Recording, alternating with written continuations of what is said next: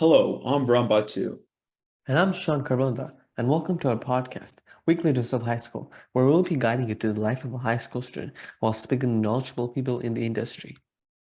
Welcome to our 24th episode. In today's episode, we're here with Charles Chen, an international student studying in America at our high school. In today's episode, Charles will be discussing how the application is different for international students, and will be mentioning how he's going to overcome these restrictions. Before we get started, would you like to add anything else, Charles? So hi everyone, I'm Charles Chen. I'm an international student in the United States. I've been studying abroad for 4 years in American high school in Bay Area. I'm planning to major in computer science in college. Great. Without further ado, let's get into today's episode.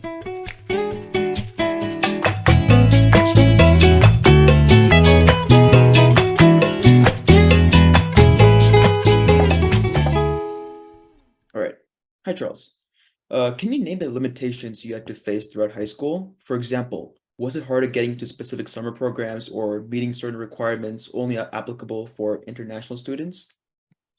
I would say one of the limitations I've faced throughout the high school is for international students have to take extra language tests, and that score is actually used for applications for both your high school and also for extra summer programs or research. One of the examples was the TOEFL language test, and for specific summer programs, I would say international students face higher competitions because limited spots they have like lower numbers. Say for international students, it will be really hard for them to get into summer or competitions. Mm-hmm. And without like spending too much time on this, what is tested on the TOEFL exam, like you mentioned? I think it tests your reading, listening, speaking, and writing skills on a TOEFL exam. So Uh-huh. is it similar to the SAT? Like, is it harder or like Yes, it's easier? similar to SATs. It's actually easier than SAT, but they have an extra speaking part, which actually Okay. takes test on your accent. So they actually rate it based on if you have like really terrible accent, it's hard for you to get a high score on the speaking part. All right. I think that's the bad part of it. So is it similar to like the AP Spanish speaking part or different? Yes, I would say it's very similar to AP Spanish language test. Okay, got it. Okay, Charles. So, what do you think is like the biggest difference you have seen in education-wise, here in the United States and versus back home? I would say the education in the United States has more focus on leadership and independence, because in the United States high school you have to select your own courses and plan your own activities for and develop your future goals to achieve for the major you're interested in.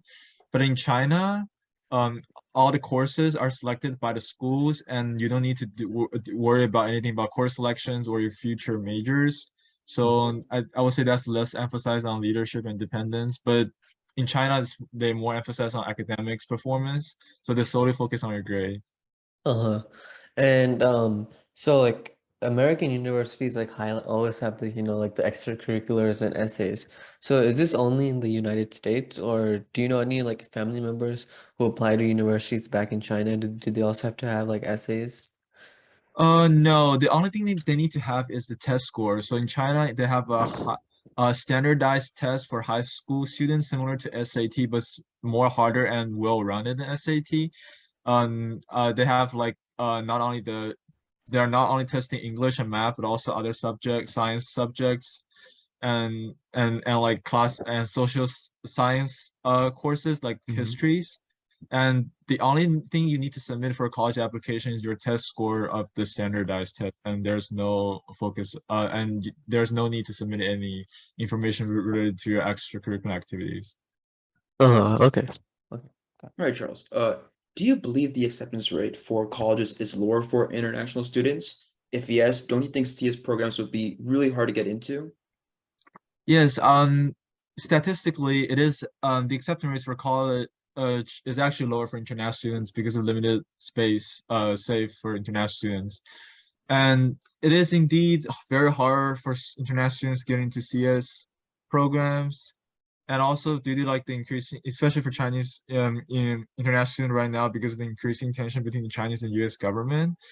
So I think that will be one of the major difficulties for international students right now for college applications. So right now you're trying to boost as many extracurriculars as you can, right? So you can like Yeah, prioritize yourself a bit more, yeah. right? Uh-huh. So like right now, are you on like a F1 visa or like you have a green card? I'm using a F1 visa because if I have a green card, then I won't be considered as international student. Uh-huh. Oh, Okay. Okay.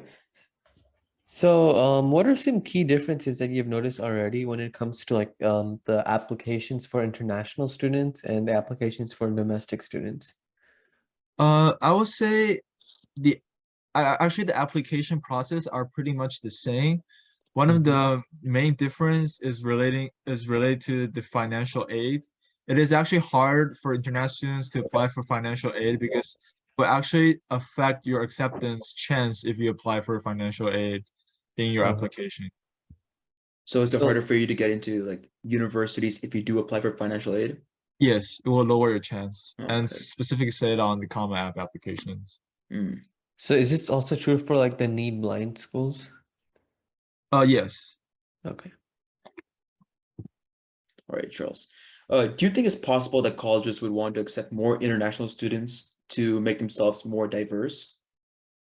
Um, I don't I don't really think that they will accept more international students, but I mean a lot of colleges do accept a lot of international students from different regions, but I don't think they're gonna necessarily increase the numbers because I think most American universities still want to prioritize the domestic students first. Hmm.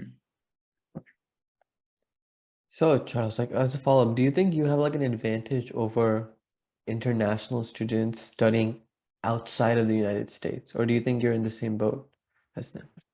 I think actually, yeah, I think I will believe international students study in American high school would have an advantage because of they have more access to extracurriculum activities in the United States, and also they are exposed to the American educational system like earlier. So when in the application process, will actually boost their chance Uh-huh. um, yeah, as international students, comparing to other international students who didn't spend their time in American high school.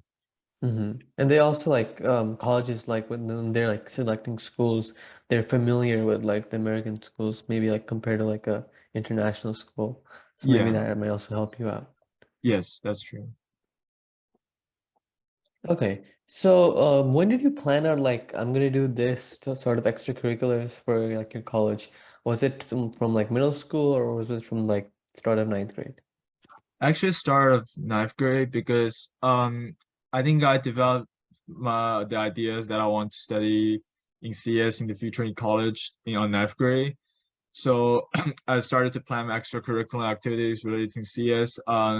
So I signed up for competitions and I also contact like agents to search for research opportunities related to CS in college. So I think yeah, I definitely started planning my curricular activities early in high school. So Charles, how does one actually do research for CS? Because I thought research is only available for like students doing medicine.